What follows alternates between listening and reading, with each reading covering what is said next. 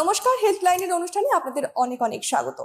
মূলত রোজ দিন আমরা বিভিন্ন গুরুত্বপূর্ণ বিষয় নিয়ে আলোচনা করি এবং আজকেও সেরকমই একটি গুরুত্বপূর্ণ বিষয় আমরা আলোচনা করব। চারিদিকে আমাদের প্রচুর দেখা যায় যে আজকালকার দিনে কম বয়সী থেকে বা বয়স বেশি যাই হোক ধূমপানে আসক্ত আমরা অনেকেই, এবং দেখাও যায় আমাদের পরিচিত অনেক বন্ধু বান্ধবকে। এবং সেই ধূমপান যে করছে তার জন্য যতটা না ক্ষতিকারক, যে পাশে থাকছে তার জন্য কিন্তু অতটা মাত্রাই ক্ষতিকারক। এবং সেই ধূমপানের জন্য কত বড় বড় রোগ হতে পারে, আজকে আমরা সেই বিষয়ে কথা বলবো। নমস্কার, আমি অভিনন্দা এবং আজকে আমার সঙ্গে এই অনুষ্ঠানে রয়েছে doctor Sandip Das, MBBS MD respiratory medicine, এবং আমাদের আজকে যেই topic smoking related lung disorder. Doctor, আপনাকে অনেক অনেক স্বাগত। নমস্কার। আপনার কাছে যে প্রশ্ন রাখবো যে এখনকার দিনে পলিউশন চারিদিকে প্রচুর হচ্ছে এবং পাশাপাশি ম্যান মেড পলিউশনই তার মধ্যে স্মোকিং তো এক অন্যতম বিষয় রয়েছে, এবং তারই মাঝে এই সিওপিডি, এটাই কি একমাত্র রোগ যেটা ধূমপান থেকে হচ্ছে? নমস্কার, thank you for the introduction. Madam একটা খুব সুন্দর প্রশ্ন করেছেন যে ধূমপান কি একমাত্র সিওপিডির সাথে যুক্ত নাকি আরো কিছু আনুষঙ্গিক রোগও হতে পারে। তো এর উত্তরই আজকে আমরা খোঁজার চেষ্টা করব। আমি doctor Sandip Das, consultant pulmonologist. Smoking বা ধূমপান একটি বহু প্রাচীন অভ্যাস, মানব সভ্যতার একদম শুরু থেকে আমাদের সাথে কম বেশি ওতপ্রোতভাবে জড়িত, এবং ধীরে ধীরে আমরা বুঝতে শিখেছি যে সামাজিক একটা আপব্রিঙ্গিং ছাড়াও এই যে অভ্যাসটি, সেটি অতটা সুঅভ্যাস আমরা বলতে পারি না। তার কারণ হচ্ছে যে মানুষের শরীরে নানা রকম অসুবিধার সৃষ্টি হয়ে থাকে স্মোকিং থেকে। স্মোকিং বা ধূমপানের যে ধোঁয়াটা বা সিগারেট স্মোক যেটা আমরা বর্তমান যুগে দেখে থাকি, তার মধ্যে আমরা সচরাচর জেনে থাকি যে এটা খুব টক্সিক একটা প্রোডাক্ট, কিন্তু এর মধ্যে প্রায় 7,000 রকমের বিষাক্ত উপাদান মজুদ থাকে। তার মধ্যে যেরকম নিকোটিন থাকে, যেটা সব থেকে কমন একটা জিনিস, যেটা মেইন অ্যাডিকশনের কারণ, যে কারণে মানুষ চাইলেও সবসময় ধূমপান থেকে বেরোতে পারেন না। তাছাড়াও থাকে বিভিন্ন ধরনের আপনার অ্যারোমেটিক হাইড্রোকার্বনস, এবং এই ধরনের অ্যারোমেটিক হাইড্রোকার্বনস গুলিকে আমরা সহজ একটা নাম দিয়ে থাকি কার্সিনোজেন। অর্থাৎ এটি ক্যান্সার তৈরি করতে পারে। কিন্তু ক্যান্সারই কি একমাত্র সমস্যা? না। স্মোকিং এর ধোঁয়ার মধ্যে থাকে বেনজালডিহাইড, যেটা আমাদের ফুসফুসের যে সূক্ষ্মাতি সূক্ষ্ম সিলিয়া সেইগুলিকে নষ্ট করতে পারে। তার মধ্যে থাকে হচ্ছে এই অ্যারোমেটিক হাইড্রোকার্বনস গুলি, যেগুলো আমাদের রেসপিরেটরি এপিথিলিয়ামকে নষ্ট করে। ফলে আমাদের ফুসফুসের যা মূল কাজ, গ্যাস এক্সচেঞ্জ, সেইটাতে একটা সমস্যা তৈরি হয়। এবং এর ফলশ্রুতিতে যেটা তৈরি হয়, মানুষ আস্তে আস্তে বুঝতে পারেন যে তিনি যে পরিমাণ কাজ করতে পারতেন বা যে পরিমাণ তার শরীরে উদ্দীপনা ছিল, ক্রমাগত সেটার একটা অভাব, একটা ঘাটতি তৈরি হচ্ছে। এর কারণ হচ্ছে আমাদের গ্যাসিয়াস এক্সচেঞ্জ, বা আমাদের এই যে অক্সিজেন এবং কার্বন ডাই অক্সাইড, এই দুইটি গ্যাসের যে আদান প্রদান, আমাদের শরীরের মধ্যে অক্সিজেন প্রবেশ করছে এবং কার্বন ডাই অক্সাইড শরীর থেকে বেরিয়ে যাচ্ছে। এই প্রসেসটাতে কোথাও গিয়ে একটা অসুবিধা হয়। যখন হয় তখন সেটাকে আমরা বলে থাকি ডিসনিয়া বা শ্বাসকষ্ট। সেই শ্বাসকষ্টের বিভিন্ন ধরনের বহিঃপ্রকাশ হয়ে থাকে। তার মধ্যে যখন সেটা আমাদের এয়ারওয়ের টার্মিনাল পার্টকে ইনভলভ করে এবং একটা অবস্ট্রাকশন বা একটা বাধা সৃষ্টি হয়, সেইটা সিওপিডি হিসেবে পরিগণিত হয়। কিন্তু এছাড়াও আরো অন্যান্য ধরনের রোগও থেকে থাকে, যেগুলো নিয়ে আমরা আলোচনা করব ধীরে সুস্থে। আচ্ছা, একটু সিওপিডির ব্যাপারে জানবো। সিওপিডিটা আসলে কি? যারা জানে তারা জানে, যারা জানে না তাদের জন্য। সিওপিডি হচ্ছে একটা এন্ড স্টেজ লাং ডিজিজ। যে কোনো কারণবশত আমাদের শরীরে বিভিন্ন ধরনের টক্সিক ফিউম বা বিষাক্ত ধোঁয়া যদি প্রবেশ করে, সচরাচর সেটা স্মোকিং মাধ্যমে হয়ে থাকে। তাছাড়াও আমাদের ইটিএস বা এনভায়রনমেন্টাল টোবাকো স্মোক বা এনভায়রনমেন্টাল এক্সপোজার একটা এর জন্য দায়ী থাকে। এই ধোঁয়া যখন আমাদের শরীরে প্রবেশ করে, তখন যা সাধারণত হয়, আমাদের যেটা বললাম, ওই রেসপিরেটরি ব্রঙ্কিওল বা অ্যালভিওলাস, এটা হচ্ছে একটা খুব ক্ষুদ্রাতি ক্ষুদ্র আণুবীক্ষণিক একটি অংশ, যেখান থেকে মূল এই গ্যাস এক্সচেঞ্জটা হয়। অর্থাৎ আমাদের বাতাস থেকে টেনে নেওয়া অক্সিজেন রক্তস্রোতে যায় এবং সেখান থেকে আনা কার্বন ডাই অক্সাইড বাতাসে মিশে যায়, যেটা আস্তে আস্তে আমাদের শ্বাসপথ দিয়ে বেরিয়ে যায়। এই জিনিসটাতে যদি কোনো কারণবশত অসুবিধার সৃষ্টি হয়, তখন সেটা যখন একটা ইরিভার্সিবল বা না ফেরার মতো জায়গায় চলে যায়, তখন সেটাকে বলা হয় সিওপিডি। আচ্ছা, মোটামুটি কি কি লক্ষণ থাকে? সিওপিডি প্রথমেই শ্বাসকষ্ট দিয়ে প্রেজেন্ট করে না। দুটো ভ্যারাইটি মোটামুটি আমরা দেখতে পারি। একটা হচ্ছে ক্রনিক ব্রঙ্কাইটিস আর আরেকটা হচ্ছে ইমফাইসিমা। ইমফাইসিমার ক্ষেত্রে লাংসের মধ্যে ক্রমাগত এয়ার ট্র্যাপ হতে শুরু করে এবং সেটা ধীরে ধীরে জমা হতে হতে একসময় মানুষের ফুসফুসটা আয়তনে এতটাই বৃদ্ধি পেয়ে যায় যে থোরাসিক কেজ বা আমাদের এই বক্ষপিঞ্জরের অধিকাংশ স্থান অধিকার করে থাকে। আর একটা ভ্যারাইটি হচ্ছে এই ক্রনিক ব্রঙ্কাইটিস, যেখানে আমাদের ব্রঙ্কাস বা শ্বাসনালীর যে এপিথিলিয়াম সেখানে একটা প্রদাহ বা ইনফ্লামেশন তৈরি হয়। ফলবশত এদের ক্ষেত্রে প্রচুর কফ তৈরি হতে থাকে এবং প্রচুর কাশি হয়। তো এক দলের ক্ষেত্রে মোটামুটি কাশিটা বেশি হয়, আরেক দলের ক্ষেত্রে শ্বাসকষ্টটা বেশি হয়। দুটোর মেকানিজম সেম, শুধু কোন জায়গায় এই যে আমাদের ইনফিউরিটিং এজেন্টটা কাজ করছে তার উপর নির্ভর করছে যে সেটাকে আমরা কি ধরনের বলে থাকি। আচ্ছা, তাহলে মানে এটার পেছনে ধূমপানের একটা কারণ অবশ্যই থাকছে। আমাদের মেইন যেটা আলোচনার বিষয়বস্তু ছিল যে ধূমপান Exactly, জনিত আমি সেই রোগ মানে বিষয়ে কি যেতাম। হুম। শ্বাসকষ্ট, সিওপিডি? না, ঠিক তা নয়। সিওপিডির বিষয়টা হচ্ছে যে এটা আমাদের মূলত এয়ারওয়ে বা আমাদের শ্বাসনালীর যে অংশটা সেইখানটাতে বেশি করে এফেক্ট করে। এছাড়া অন্যান্য জায়গাও আছে। ফুসফুসের পার্টস যদি আমরা বলি, খুব বিস্তারিত আলোচনা না করেও বলতে পারি, তার মধ্যে কিছু কিছু জায়গা থাকে যেরকম আমাদের রেসপিরেটরি এপিথিলিয়াম বা রেসপিরেটরি ব্রঙ্কিওল। হুম। এই রেসপিরেটরি ব্রঙ্কিওলের মধ্যে যখন সেই ধোঁয়া গিয়ে প্রবেশ করে এবং সেখানে চেঞ্জেস আনে, তখন সেখানে তৈরি হয় এক ধরনের রোগ যেটাকে আমরা বলে থাকি RBILD, respiratory bronchiolitis associated ILD। আচ্ছা, সেটা কি রোগ? এই রোগটার ক্ষেত্রে প্রথমে আমাদের খুব নন স্পেসিফিক সিমটমস থাকে, আচ্ছা। যেরকম সিওপিডিতেও শ্বাসকষ্ট বা হুম। কাশি এই ধরনের জিনিসপত্র থাকে, RBILD-তেও তাই থাকে, শুধু এর এক্সটেন্টটা অনেক কম থাকে। প্রথমে মানুষ বুঝতে পারেন না যে কি হচ্ছে, কিন্তু ILD বলে যে অসুখটার কথা আমি বলছি, ইন্টারস্টিশিয়াল লাং ডিজিজ, এটা কিন্তু যদি আমরা এর প্রগনোসিস বা ফলাফলটা বিবেচনা করি তাহলে আমরা দেখতে পারবো যে এটা কিন্তু সিওপিডির থেকেও অনেক গুণ একটা খারাপ অসুখ। কারণ সিওপিডিতে আমাদের তবুও কিছু না কিছু চিকিৎসা থাকে। অবস্ট্রাকশন হচ্ছে, আমরা একটা ব্রঙ্কোডাইলেটর বা একটা ব্রঙ্কাস প্রসারণ করার ওষুধ দিই, যার ফলে শ্বাসনালীটা যে সংকোচনটা হচ্ছিল সেটা কিছুটা হলেও প্রসারিত হচ্ছে এবং তখন হাওয়া চলাচলে একটু হলেও সুবিধা হচ্ছে। কিন্তু এই ILDর ক্ষেত্রে কিন্তু এই প্রভিশনটা থাকে না। ওখানে যে ইনফ্লামেশন বা যে প্রদাহটা তৈরি হচ্ছে ফুসফুসের একদম গহনতর অন্তঃস্থলে, সেখানে কিন্তু তখন খুব সমস্যা তৈরি হয়ে যায়। এইটা একটা মাত্র ভ্যারাইটি। এছাড়াও আরেকটা ভ্যারাইটি আছে যেখানে আমরা ILD এবং সিওপিডি দুটোরই ফিচার্স দেখতে পারি। এটা একটা খুব কন্ট্রোভার্সিয়াল টার্ম, যেটাকে আমরা বলে থাকি CPFE বা combined pulmonary fibrosis with emphysema. Emphysema বলে যে অসুখটির কথা একটু আগে আমি আলোচনা করলাম, এখানটাতে কি হয়, এমফাইসিমা থাকে উপরের দিকে এবং এই যে ফাইব্রোসিস বা ফুসফুস শুকিয়ে যাওয়া বা সেখানটাতে একটা স্কার তৈরি হওয়া, এটা থাকে নিচের দিকে।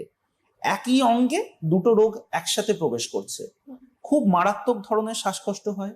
পেশেন্টের ডায়াগনোসিস করার জন্য আমাদের ব্রঙ্কোস্কোপি বলে একটি পরীক্ষা করতে হয় এবং সেখান থেকে বায়োপসি মারফত আমরা এটার একটা ডায়াগনোসিসে এসে থাকি। এবং এই CPFE ভ্যারাইটিটা নিয়ে আমাদের নিজস্ব পালমোনোলজিস্ট কমিউনিটির মধ্যে অনেক রকম বিবদমান এন্টাইটিটি রয়েছে। যুযুধান দুই পক্ষ বলেন যে এটা অ্যাকচুয়ালি সিওপিডি, যেটা পরে ILD হয়ে গেছে। আবার আরেক দল বলেন না, এটা ILD কিন্তু এটা এখন সিওপিডির মতো ফিচার্স দিচ্ছে। তো ডিম আগে না মুরগি আগে এই তর্কে না গিয়েও আমরা বলতে পারি ফলাফলটা কিন্তু যার শরীরে হচ্ছে তাকে ভোগ করতে হচ্ছে। তাহলে আমরা দুটো রোগ নিয়ে আলোচনা করলাম, সিওপিডি ছাড়াও একটা RBILD, একটা CPFE। এছাড়াও আর একটা খুব বাজে অসুখ আছে যেটাকে আমরা বলি DIP বা ডিসকোয়ামেটিভ ইন্টারস্টিশিয়াল নিউমোনিয়া। নিউমোনিয়া মানেই যে ইনফেকশন তা কিন্তু নয়। এই হেন নিউমোনিয়ার বৈশিষ্ট্য হচ্ছে এটি এক ধরনের ফুসফুসীয় প্রদাহই বটে, কিন্তু তার সাথে এই যে লাংসের যে আস্তরণ বা যে স্কোয়ামাস এপিথিলিয়াম সেই এপিথিলিয়ামের উপর থেকে কিন্তু আস্তে আস্তে একটা ইনজুরি এটা ঘটতে হওয়ার থাকছে। কারণটা কি, কারণগুলো কি কি সেই রয়েছে? স্মোকিং, আচ্ছা, smoking। অর্থাৎ একটা মানুষ যখন ধূমপান করছেন, একজন স্মোকার, তিনি হুম। যখন তার শরীরের মধ্যে এই টক্সিক এজেন্ট গুলোকে প্রবেশ করাচ্ছেন, তখন আমরা বুঝতে পারছি না যে সেটা কোন দিকে এগোতে পারে, এবং ফলাফল যাই হোক না কেন সবগুলো ফলাফলই অত্যন্ত মারাত্মক। যে আর স্মোক করছে সে তো ক্ষতিগ্রস্ত হচ্ছে, পাশাপাশি সামনে যে থাকছে তারও কি এই সমস্ত রোগগুলো হওয়ার চান্সেস থাকে? সুন্দর প্রশ্ন, উত্তর হচ্ছে হ্যাঁ। যাদের ক্ষেত্রে এই ধোঁয়া প্রবেশ করছে, সেটা সে প্রত্যক্ষভাবে বা ডাইরেক্ট ইনহেলেশনই হোক বা পরোক্ষভাবে বা প্যাসিভ স্মোকিং যেটাকে আমরা বলে থাকি, বহু পেশেন্ট আমাদের কাছে আসেন, হাজব্যান্ড স্মোক করেন, গিন্নি করেন না, কিন্তু গিন্নি বলছেন যে ডাক্তারবাবু এর মতো আমারও আস্তে আস্তে এই লক্ষণগুলো আসছে, এটার কারণটা কি? যখন আমরা সেটার গভীরে প্রবেশ করি, এবার দেখুন এখানে একটা খুব গুরুত্বপূর্ণ বিষয় হচ্ছে একটা আর্থিক দিক এইসব রোগের থাকে। এই অসুখগুলো যখন যিনি ধূমপান করছেন তিনি হয়তো খুব সামান্য ভাবে বুঝতেই পারছেন না যে আলটিমেটলি এটা তার পরিবারের উপর কি বিপুল পরিমাণ একটা বিপর্যয় সৃষ্টি করতে পারে। এই ধোঁয়াগুলো একদিক থেকে যেরকম আমাদের ফুসফুসকে শেষ করছে, অন্যদিকে কিন্তু আমাদের সিস্টেমিক রোগও তৈরি করছে। যে কোনো রকম ভারত সরকারের নিয়ম অনুযায়ী এখন যা টোবাকো প্রোডাক্টস, মানে সেটা আপনার খৈনি গুটখাই হোক বা এই বিড়ি সিগারেটই হোক, সবগুলোর গায়ে একটা খুব বিচ্ছিরি ছবি দেওয়া থাকে। যদি আমরা দেখে থাকি এটা লক্ষ্য করতে পারবো, সেটা হচ্ছে, এবং তলায় বড় বড় করে লেখা থাকে স্মোকিং কজেস ক্যান্সার। একদম। সিনেমা হলের শুরুতে, বিজ্ঞাপনের শুরুতে, সর্বত্র আমরা এই চিত্রটা দেখে থাকি। কিন্তু খুব আশ্চর্যজনক বিষয় হচ্ছে যতক্ষণ পর্যন্ত এই ভয়টা আমাদের শরীরে এমন একটা জায়গায় পৌঁছে গেল যেখান থেকে আর ফিরে আসার কোনো উপায় নেই, একটা নো রিটার্ন জোনে আমরা পৌঁছে গেলাম, ততক্ষণ পর্যন্ত মানুষ অনুধাবনই করতে পারেন না যে কি বিপুল একটা বিপদ তিনি নিজের এবং তার কাছের মানুষদের ক্ষেত্রে করে চলেছেন। অবশ্যই। এবং এ বিষয়ে আরেকটি বিষয় জানতে চাইবো, যে আপনার কাছে যখন এই ধরনের পেশেন্ট গুলো আসে, মোটামুটি কোন এজের পেশেন্ট বেশি দেখা যায় এবং কি কি সমস্যা তাদের হয়? বয়স যদি আমরা দেখি তাহলে সাধারণত আমরা এগুলোকে 3rd to 5th ডেকেড, মানে 30 থেকে 50 বছরের মধ্যে এই লক্ষণগুলো প্রথম প্রকাশ পায়। ধূমপানটা ঐতিহাসিকভাবে যেহেতু পুরুষরাই করে থাকেন, তাদের ক্ষেত্রে এই রোগগুলোর প্রকোপটা বেশি, যদিও কিছু কিছু রোগের ক্ষেত্রে এর একটা 1:1 রেশিও দেখা যায়। যেরকম এই ডিআইপি বলে যে অসুখটার কথা আমি বলছিলাম, তার রেশিও কিন্তু 1:1। আবার এদিকে আমাদের সিপিএফির ক্ষেত্রেও তাই। এবার একটা যে অসুখের কথা আমি বলতে গিয়ে তখন বলা হলো না, সেটা হচ্ছে যেটা সব থেকে ভয়ঙ্কর বলে আমরা বলে থাকি, সেই রোগটার নাম হচ্ছে আইপিএফ, ইডিওপ্যাথিক পালমোনারি ফাইব্রোসিস। এইটা হচ্ছে, এই যা যা রোগ বললাম তার মধ্যে সব থেকে ভয়ঙ্কর তম রোগ বলতে পারি। আমাদের একজন পেশেন্ট ছিলেন, এসএসকেএমই একজন ডাক্তারবাবু, তার এই অসুখটা ছিল। এই রোগটা যখন আমরা ধরি, মানে ডায়াগনোসিসটা যখন আমাদের কনফার্ম হয়, তখন আমাদের টেক্সট বুক ল্যাঙ্গুয়েজ একটা ইউজ হয় এটার ক্ষেত্রে, death sentence, medical death sentence. মানে যার এই অসুখটা হয়েছে তার মৃত্যু অবশ্যম্ভাবী এবং খুব বেদনাদায়ক, মানে ক্যান্সারের মতো, ক্যান্সারের থেকেও বাজে বলতে পারি। ক্যান্সার রোগটার ক্ষেত্রে শুরুতে কি হয়, ক্যান্সারের কথা তো আমি আসবো, আমি আইপিএফটা একটু এটা আলোচনাটা সেরে ফেলি। এই অসুখটাতে এই যে ফাইব্রোসিস বা ফুসফুসের মধ্যে যে শক্ত হয়ে যাওয়া একটা যে ফুসফুসের স্বাভাবিক স্থিতিস্থাপকতা বা একটা ইলাস্টিসিটি, সেটা নষ্ট হওয়ার যে টেন্ডেন্সিটা থাকে, এটা এর মধ্যে থাকে সর্বাধিক। ফলে কি হয়, মানুষ শ্বাস নেওয়ার আপ্রাণ চেষ্টা করছেন কিন্তু কোনোভাবে তিনি শ্বাসটা ভিতরে পৌঁছচ্ছে না, ভয়ঙ্কর রকমের একটা শ্বাসকষ্ট হয়, মানুষ বিছানায় বসে বসে হাঁপাতে থাকেন, এক পা হেঁটে যাওয়ার মতো ক্ষমতা থাকে না, এবং ব্যয়বহুল চিকিৎসা। লাং ফাইব্রোসিস রোধ করার জন্য এখন তাও কিছু ওষুধপত্র এসেছে, কিন্তু তার যেরকম ব্যয় সাপেক্ষ তেমনি তার প্রচুর সাইড এফেক্টসও থাকে। তো সেইটা একটা পরিবারের পক্ষে বহন করাটাও খুব অসুবিধাজনক হয়ে যায়। কিন্তু মানুষ তো তার প্রিয়জনকে চোখের সামনে দাঁড়িয়ে দাঁড়িয়ে একটু একটু করে যেতে দিতে পারেন না। তখন এই যে অবস্থাগুলো আসে, আমি এই ভয়ের কথাগুলো আজকে আলোচনা করছি, হয়তো আমাদের দর্শকরা ভাবতে পারেন যে ডাক্তারবাবু আমাদের ভীত সন্ত্রস্ত করতে চাইছেন। একদমই না, আমি চাইছি যে আমাদের যারা দর্শক তারা এই সম্পর্কে অবগত হন, এই সচেতন বিপদগুলো সম্পর্কে সচেতন হন। একদম। আর ক্যান্সার নিয়ে যেটা ম্যাডাম আপনি আমাকে প্রশ্নটা করলেন, স্মোকিং কজেস ক্যান্সার, এটা আমরা সবাই জানি। হুম। এবং প্রায় 80% লাং ক্যান্সারের কজ হচ্ছে ধূমপান বা স্মোকিং। হুম। এবং এই যে ক্যান্সার খারাপ না এমফাইসিমা খারাপ না আইএলডি খারাপ, এর মধ্যে তুল্যমূল্য আলোচনার মধ্যে যদি আমরা দেখি, যদিও এর ঠিক সেই অর্থে বিভাজন হয় না, যার ক্ষেত্রে যে অসুখই হোক না কেন তার একটা কষ্ট আছে শরীরের মধ্যে, রুগী সেই সিমটমগুলো মর্মে মর্মে অনুধাবন করতে পারেন। এবং যখন সবচেয়ে বাজে পরিস্থিতিটা দাঁড়ায়, তিনি ওষুধ গ্রহণ করছেন, অথচ যেই রিলিফটা তিনি এক্সপেক্ট করছেন সেটা তার শরীরের মধ্যে আসছে না। কেন আসছে না? কারণ রোগটা তখন এতটাই প্রগ্রেস করে গেছে যেখান থেকে আর ফিরে আসা সম্ভব নয়। ক্যান্সারটা এরকম একটা এন্ড পয়েন্ট, যেখানে আমি ওই যে পলি অ্যারোম্যাটিক হাইড্রোকার্বনস যেগুলোর কথা বললাম, সেগুলো নন কার্সিনোজেনিক, বেনজিন কার্সিনোজেনিক, টার বা ফুসফুসের মধ্যে যেগুলো ডিপোজিট হতে থাকে। আমাদের ছোটবেলায় একটা বিজ্ঞাপন আসতো, দেখতাম একটা ফুসফুস পুরো কালো হয়ে যাচ্ছে, সেটাকে নিংড়ে টারটা বার করা হচ্ছে। টার মানে ওই যে গ্রিস জাতীয় পদার্থটা, ওটা আমাদের ফুসফুসের একদম অন্তঃস্থলে গিয়ে জমা হচ্ছে।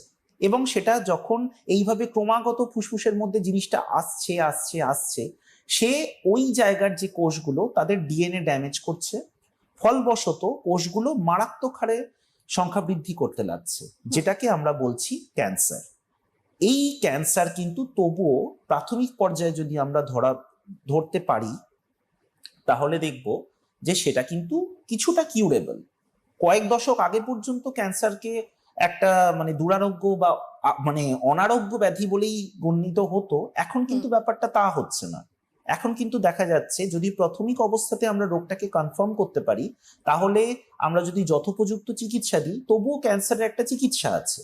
কিন্তু এই রোগগুলো কি হয়, মানে আইএলডি, ডিআইপি বলুন বা আইপিএফ বলুন বা সিওপিডি আমাদের যেটা বহুল প্রচলিতই বলুন, তারা কিন্তু হোল লাংকে ইনভলভ করছে, আস্তে আস্তে আস্তে আস্তে ছড়িয়ে পড়ছে, প্রগ্রেস করছে।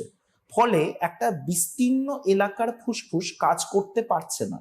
এবং যখন সেটি কাজ করতে পারছে না, তখন মানুষের মধ্যে এই লক্ষণগুলো আসছে, যেই লক্ষণগুলোর আরোগ্যের আশা নিয়ে তারা আমাদের কাছে আসছেন।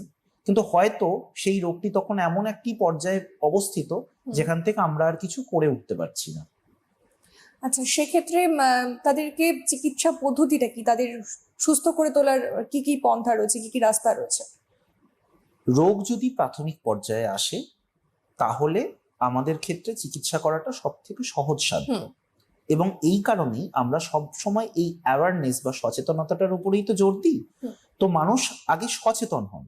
যিনি ধূমপায়ী, তার ওই প্যাকেটের গায়ে যে ইনগ্রিডিয়েন্টস গুলো লেখা থাকে সেগুলো যদি পড়েন, সেগুলো যদি গুগল সার্চ করেন, আজকাল আমাদের সবার হাতে স্মার্টফোন আছে, একদম। আমরা যদি সেই স্মার্টফোনের বিজ্ঞানের আশীর্বাদটাকে প্রয়োগ করতেই না পারি, তাহলে আর আমাদের আধুনিক হয়ে কি উপকার হলো? তো সেক্ষেত্রে সচেতনতা হচ্ছে প্রথম সোপান বা ফার্স্ট স্টেপ। আগে মানুষ সচেতন হন যে আমি ধূমপাই, আমার এরকম একটা অসুখ হতে পারে। তো তারপরে তারা নিজেদের শরীরে দেখুন, বহু ক্ষেত্রে প্রথমে কিন্তু এত খারাপ পর্যায়ে যাই না। প্রথমে থাকে যেটাকে আমরা কমন ল্যাঙ্গুয়েজে বলি স্মোকার্স কাফ, একটা খুসখুসে কাশি দীর্ঘদিন ধরে। রুগীও বলেন ডাক্তার এটা আমার নর্মাল কাশি। কাশি কখনো নর্মাল হয় না। কাশি মানেই সেটা একটা উপদ্রব, একটা লক্ষণ শরীরে, যে শরীর আমাকে বোঝাতে চাইছে আমার অসুবিধা হচ্ছে। তো এই পর্যায়ে যদি আমরা এটাকে অ্যাড্রেস করতে পারি, আমরা ডাক্তারের কাছে যাই, নট নেসেসারিলি আপনাকে পালমোনোলজিস্টের কাছেই আসতে হবে, জেনারেল ফিজিশিয়ানের কাছেও যদি যাওয়া হয়, তারা প্রথমে দেখবেন, দেখে তারা যদি মনে করেন যে বিষয়টা আর একটু সঙ্গীন, তখন তারা বিশেষজ্ঞর কাছে পাঠাবেন, মানে আমাদের কাছে। এবার শুরু হয় এর চিকিৎসা। প্রথমে আমরা এর কোয়ান্টিফিকেশন করি, মানে রোগটা কতটা ফুসফুসকে এফেক্ট করেছে, তার জন্য ছবি হয়, অর্থাৎ এক্স-রে হয়, কিছু কিছু ক্ষেত্রে সিটি স্ক্যান করানোর মতো প্রয়োজন আসতে পারে। তারপরে আমরা লাং ফাংশন চেক করি, স্পাইরোমেট্রি বলে একটি পরীক্ষা হয়, যেখানে আমরা দেখি যে ফুসফুসের এই যে গ্যাস এক্সচেঞ্জটা, সেটা ফুসফুস কতটা ভালোভাবে করতে পারে। এবং আমাদের প্রেডিক্টেবল একটা লাং এজ কিন্তু প্রত্যেকের থাকে, মানে আমাদের যা বয়স, আমাদের ফুসফুসের বয়স নট নেসেসারিলি সেটাই হবে। 30 বছর বয়স পর্যন্ত হিউম্যান লাং ম্যাচিওর হতে থাকে। এই লাং যখন সন্তান সদ্যজাত প্রথম যখন বাচ্চা কেঁদে উঠছে, যখন তার ফুসফুসের মধ্যে প্রথম হাওয়াটা প্রবেশ করছে, সেই পর্যায় থেকে আস্তে আস্তে আস্তে আস্তে ক্রমাগত লাং একটা ম্যাচুরিটি ফেজে থাকে। এইবার ধরুন একটি ছেলে বা মেয়ে জাস্ট কৌতূহল বশত ভাবলো দেখি না কি হয় বলে প্রথম সিগারেটে টানটা দিল। তার ফুসফুস কিন্তু তখনও পরিণত নয়, সে কিন্তু ওই অপরিণত অবস্থাতেই একটা বিপজ্জনক জিনিসের সম্মুখীন হলো। তার প্রথম প্রতিক্রিয়া কি হবে? এটাকে বের করে দেওয়া, কেশে কুশে একটা নাজেহাল হওয়ার মতো অবস্থা। এইটাকে কি করেন মানুষজন? চ্যালেঞ্জ হিসেবে নিয়ে নেন। তারা মনে করেন যে না না না না না, আমার কিছু হচ্ছে না, আমি তো ভীষণ মাচো। একদম। তখন এই ধূমপান দীর্ঘদিন ধরে শরীরে প্রবেশ করতে করতে করতে করতে আমাদের এই লক্ষণগুলোতে যায়। এইবার লাং ফাংশন টেস্ট যখন আমরা করি বা এই স্পাইরোমেট্রি যখন আমরা করি, তখন আমরা দেখি যে এই মানুষের যা বয়স, তার লাং এজ কি তার থেকে বেশি, অর্থাৎ আমার থেকে আমার ফুসফুস দ্রুত বৃদ্ধি হচ্ছে, যেটা হওয়ার কথা নর্মালি নয়। মানে ওটারও একটা এজ আছে। হ্যাঁ, ধরুন কারোর বয়স 30, তাহলে তার লাং এজ ওই 30-এর আশেপাশে হবে, সেটা 20-25ও হতে পারে। এইবার আমরা স্পাইরোমেট্রি করে দেখলাম তার লাং এজ দেখাচ্ছে 50। আচ্ছা, তখন বুঝতে হবে যে এর ফুসফুসের যে কার্যকারিতা সেটা কিন্তু হ্রাস পাচ্ছে। মানে সেই সমস্ত নেশা গুলো নেওয়ার কারণেই এই সমস্যা। একদমই তাই। যখন তারা এই সমস্ত দ্রব্যগুলো শরীরের মধ্যে প্রবেশ করাচ্ছেন, তখন ফুসফুস তার স্বাভাবিক কার্যকারিতা, তার ইলাস্টিসিটি লস করছে, তার ইমিউনিটি লস করছে, ফলবশত ইনফেকশন, এই ধরনের রোগগুলোতে যে কোনো লাংয়ের ইনফেকশন একটা কমন ব্যাপার, কারণ আমাদের হাওয়া সবসময় শরীরে প্রবেশ করছে এবং বাতাসে কোটি কোটি জীবাণু ভাসমান, সে যত শুদ্ধ বাতাসই হোক না কেন। তো আমাদের ফুসফুস সবসময় কি করছে? সে একটা ম্যাচুরিটির দিকে যাচ্ছে। আমরা যেরকম ব্যক্তি হিসেবে প্রত্যেকে একটা ম্যাচুরিটির দিকে আসার চেষ্টা করি, ফুসফুস একটা অর্গান হিসেবে সেই কাজটাই করছে। তো সুতরাং এর ম্যাচুরিটিটা যদি দেখা যায় অতিরিক্ত হয়ে গেল, তখন বুঝতে হবে যে সেই ফুসফুস কিন্তু আর স্বাভাবিকভাবে কাজ করছে না। এইবার যদি আমরা পর্যাপ্ত পরিমাণে চিকিৎসাটা শুরু করি, পেশেন্টদেরকে ইনহেলার প্রেসক্রাইব করা হয় প্রাথমিক পর্যায়ে। কোনো কোনো ক্ষেত্রে সেটা অবশ্যই খুব বাছা বাছা কিছু ক্ষেত্রে, এবং মানে একদম ভয়ঙ্কর অবস্থা হয়ে গেলে সেক্ষেত্রে আর ইনহেলার দিয়ে কাজ কি দেবে না? আমরা দিয়ে থাকি, কারণ কি বলুন তো, চেষ্টা করি যে মানুষের কষ্টটা কমানোর, কিন্তু তখন না সেটা খুব একটা ভালো জায়গায় যায় না। এবং এখানেও আমরা একটা মানে এটা একটা অলটুগেদার অন্য মানে এপিসোডই হতে পারে যে যেখানটাতে আমরা ইনহেলার নিয়ে আলোচনা করতে পারি। কিন্তু বিষয়টা হচ্ছে যে ইনহেলারেরও একটা সীমাবদ্ধতা আছে। আমাদের টানার ক্যাপাসিটির উপর বা ইন্সপিরেটরি ক্যাপাসিটির উপর সেটা নির্ভর করছে যে আমরা কতটা ফ্লো জেনারেট করতে পারছি আমাদের ফুসফুসের মধ্যে। যদি আমার শ্বাস নেওয়ার ক্ষমতাটাই সেরকম না থাকে, বা আমি যদি দমটা ধরতে না পারছি, তখন অসুবিধাটা কি হচ্ছে? ওষুধটা আমি নিচ্ছি ঠিকই, কিন্তু জায়গা মতো পৌঁছচ্ছে না। তখন গিয়ে সমস্যাটা তৈরি হয়ে যাচ্ছে যে এই ওষুধের উপরে একটা নির্ভরতা তৈরি হচ্ছে, এবং যে কোনো ওষুধের মতো এরও সাইড এফেক্ট আছে। সাইড এফেক্ট গুলো তখন বডির মধ্যে প্রমিনেন্ট হয়ে যায়। তবে প্রাথমিক অবস্থাতে বারংবার যেটা বলার, আমাদের কাছে যখন পেশেন্টরা আসেন, আমি বহু ক্ষেত্রে দেখেছি যে ইনহেলার আমি অফ করতেও পেরেছি। আমার নিজের পেশেন্ট আছেন, রিসেন্টলি আন্টার্কটিকা ঘুরে এলেন, তো তিনি এই একটা বেসিক যে চিকিৎসা সেটা হচ্ছে স্মোকিং সিজেশন বা ধূমপান বন্ধ করা। ধূমপান যদি কেউ পুরোপুরি ত্যাগ করে দিতে পারে, 48 ঘন্টার মধ্যে তার ব্লাড ফ্লো নর্মাল হতে থাকে। 96 ঘন্টা বা 4 দিনের মধ্যে তার শরীর থেকে টক্সিক পদার্থগুলো অনেকাংশে 90% উপরে ক্লিয়ার হয়ে যায়। প্রায় 2 সপ্তাহের মাত্রায় নতুন করে আমাদের এপিথিলিয়াম, সিলিয়া, যেগুলো আমাদের শ্বাসনালীর ক্ষুদ্রাতি ক্ষুদ্র অংশ, সেগুলো তৈরি হতে থাকে। এবং স্মোকিং সিজেশনের 1 বছর পর ফুসফুস আগের অবস্থায় ফিরে যায়। আচ্ছা, মানে আগের অবস্থাতে ফিরে যাওয়া সম্ভব? একদমই তাই। যদি নেশা আমরা ত্যাগ করতে পারি। এইবার এক্ষেত্রে যেটা হচ্ছে যে যেটা স্মোকিং এর শুরু থেকে আমরা আলোচনা করেছিলাম, যে ধূমপানের সমস্যাটা কোথায়? ধূমপান একটা অ্যাডিকটিভ বিষয়, পেশেন্টের একটা আসক্তি জন্মে যায় এর উপর। এই অ্যাডিকশনটা কাটিয়ে ওঠার ক্ষেত্রে ওই যে নিকোটিন বলে পদার্থটি সিগারেটের মধ্যে বা বিড়ির মধ্যে থাকে, মোট কথা যে কোনো টোবাকোর মধ্যেই সেটা থাকে, এই নিকোটিন হচ্ছে একটা খুব ভালো জিনিস, কিন্তু আমাদের স্টিমুলেশন দেয়, আমাদের অ্যাটেনশন বৃদ্ধি করে, আমাদের ফোকাস বাড়ায়, আমরা আরো বেশি অ্যালার্ট হই। কিন্তু সর্বোত্তন্ত গর্হিতম আর 5টা জিনিসের মতো এটাও যদি অতিরিক্ত মাত্রায় আমার শরীর নিতে থাকে এবং ডিপেন্ডেন্সি তৈরি হয়ে যায়, তখন শরীর আর নিকোটিন ছাড়া তার চলেই না। এই অবস্থাটাকে কাটিয়ে ওঠার জন্যই আমাদের এই থেরাপি। এবং স্মোকিং সিজেশন, এই সমস্ত ধরনের যা যা অসুখ বললাম সেগুলোর ক্ষেত্রে একটা কর্নার স্টোন। যতই চিকিৎসা করি না কেন, একজন মানুষ যদি ধূমপানের অভ্যাস পুরোপুরি না ছাড়তে পারেন, সমস্যা যাবে না। অনেকেই এসে বলেন, ডাক্তারবাবু আমি ছেড়েই দিয়েছি। এই ছেড়েই দিয়েছি আর ছেড়ে দিয়েছি দুটো কিন্তু এক জিনিস নয়। একটি করেও যদি ধূমপান করা হয়, একটা করে সিগারেটও যদি খাওয়া হয়, আমাদের পেশেন্ট এসে বলেন ডাক্তারবাবু সকালেরটা কিছুতেই আর ছাড়তে পারছি না। আমি বলি ওই সিগারেটটাই আপনি বন্ধ করে দিন।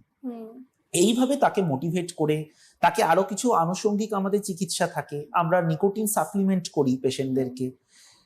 এবং এইসবের মাধ্যমে মূল কথা হচ্ছে যে এই যে অফেন্ডিং এজেন্টটা, একটা খারাপ ধোঁয়া আমার শরীরে ঢুকে এত রকম ড্যামেজ করছে। এবং এটা কিন্তু আমি শুধু ফুসফুস নিয়ে আলোচনা করলাম, আমি বাকি শরীরের অন্যান্য অঙ্গ প্রত্যঙ্গ নিয়ে কোনো কথাবার্তা বলিনি। কিডনি ড্যামেজও কিন্তু হয়, লিভারেও ক্ষতি হয়, এবং তার সঙ্গে যদি আনুষঙ্গিক অন্যান্য কারোর আসক্তি থেকে থাকে তো তাহলে তো কথাই নেই, একেবারে সোনায় সোহাগা। এই টক্সিক পদার্থগুলোকে বর্জন করা হচ্ছে সব থেকে ভালো রাস্তা এবং আমাদের চিকিৎসার একটা অন্যতম কর্নার স্টোন যেটাকে আমরা বলতে পারি। যদি এইটা আমরা করে থাকতে পারি তাহলে আমার বিশ্বাস অনেকটা আমাদের উপকার পাওয়া যেতে পারে। একদমই। যেহেতু আমরা অনুষ্ঠানের প্রায় শেষের দিকেই চলে এসেছি, তাই ডক্টরের কাছে লাস্ট প্রশ্ন এটাই রাখবো যে কিভাবে তাহলে আমরা আমাদের ফুসফুসকে ভালো রাখতে পারবো।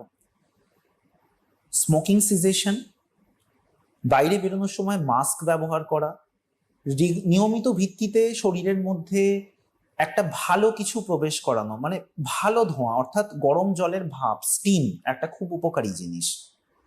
এর সাথে থাকে হচ্ছে আমাদের ইমিউনোলজিক্যাল মেথডস, মানে ভ্যাকসিনেশন। ফুসফুসের জন্য নিউমোনিয়া এবং ইনফ্লুয়েঞ্জা ভ্যাকসিনেশন একটা অত্যন্ত গুরুত্বপূর্ণ জিনিস।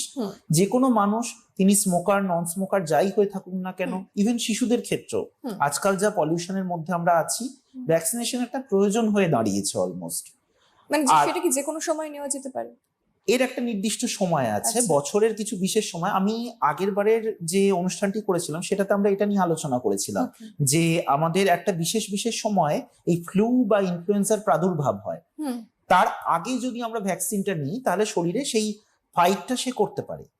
আর এছাড়া হচ্ছে ডাক্তারের পরামর্শ শুনে চলা, নিয়মিত ভিত্তিতে আপনাদের যে ওষুধগুলি প্রেসক্রাইব করা হয়, ইনহেলার 2 দিন নিয়ে বন্ধ করা নয়, যেই কোর্স ডাক্তারবাবু সাজেস্ট করছেন সেই কোর্স পুরোপুরি ফলো করে চলা, এবং তার সঙ্গে যা যা চিকিৎসা পদ্ধতি আনুষঙ্গিক লাগে, ব্যায়াম করা, প্রাণায়াম, যোগ ব্যায়াম, এগুলো সমস্ত কিছুর মাধ্যমে আমরা আমাদের ফুসফুসকে সুস্থ রাখতে পারি। আর সব থেকে গুরুত্বপূর্ণ যেটা জিনিস হচ্ছে, যে কোনো রকম খারাপ জিনিস বাদ দেওয়াটাই কিন্তু ইটসেলফ একটা ভালো অভ্যাস। একদমই। বেশ, আজকের এপিসোড থেকে কিন্তু আমরা অনেক কিছু জানলাম, অনেক কিছু বুঝলাম, প্লাস অনেক কিছু শিখলাম। তার কারণ এখনকার দিনে চারপাশে দেখা যায় প্রচুর কম বয়সী ছেলে বা মেয়েদেরকেও দেখা যায় যারা ধূমপান করছেন, এবং সেই সামান্য কিছুক্ষণের ভালো লাগার জন্য কত বড় বড় সমস্যার মধ্যে দিয়ে যেতে হয়। আশা করি আজকের এপিসোড দেখে আপনারা বুঝতে পেরেছেন। আজকের মতো এই পর্যন্তই। ধন্যবাদ ডক্টর আপনাকে। নমস্কার।